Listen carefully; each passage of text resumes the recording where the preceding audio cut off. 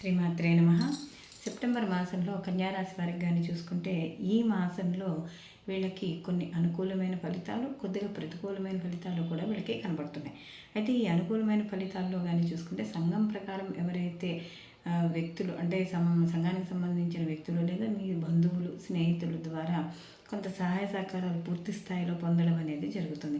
ఆర్థిక పరంగా కూడా అనుకూలంగా ఉంటుంది. ఎవరైతే లోన్స్ కోసం అప్లై చేశారో అవి శాంక్షన్ అవ్వడం అనేది జరుగుతుంది. అలాగే కొన్ని రుణాలు తీర్చడం అని కూడా జరుగుతుంది.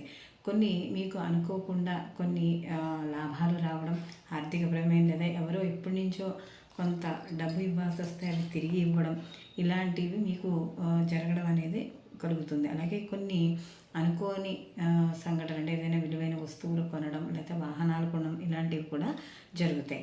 అలాగే కొంతమంది వ్యక్తులకి అంటే ఎలాంటి విషయం చిమ్మే వ్యక్తులకు కానీ లేకపోతే ఏదైనా అన్నోన్ పర్సన్స్ తెలియకుండా మీకు ఏదో విషయాలు చెప్పి తీసుకొచ్చి ఇలాంటి అబద్ధాలు ఆడటం ఇలాంటివి ఉంటాయి. కాబట్టి తెలియని వ్యక్తుల దగ్గర మీ యొక్క పర్సనల్ విషయాలు చెప్పడం కానీ లేకపోతే ఇలాంటివి ఏమీ చేయకూడదు. అది మీరు వృత్తిపరంగా కావచ్చు, ఉద్యోగపరంగా కావచ్చు, వ్యాపార పరంగా కావచ్చు, మీ సొంత విషయాలకు కావచ్చు, ఇవి ఇక్కడ చెప్పకూడదు. అలాగే గురువుని కలుసుకుంటారు, ఆధ్యాత్మిక చింతన అనేది పెరుగుతుంది.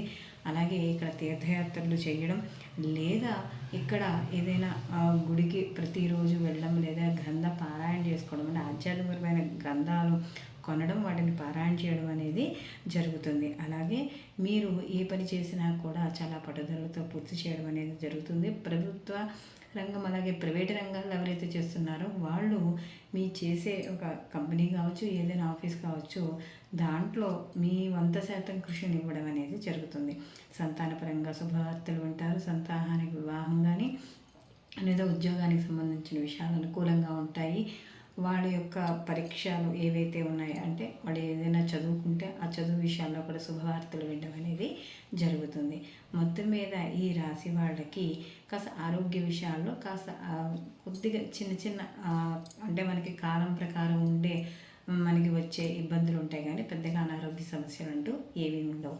వీళ్ళు ఈ మాసం మరింత మంచి ఫలితాలు పొందడానికి వీళ్ళు ప్రతి నిత్యము కూడా విష్ణు సహస్రనామం పారాయణ చేసుకోవడం, గోవిందనామాలు చదువుకుంటూ ఉండడం, అలాగే గణపతి ఆరాధన చేయడం ద్వారా మరిన్ని మంచి ఫలితాలు పొందడం అనేది జరుగుతుంది.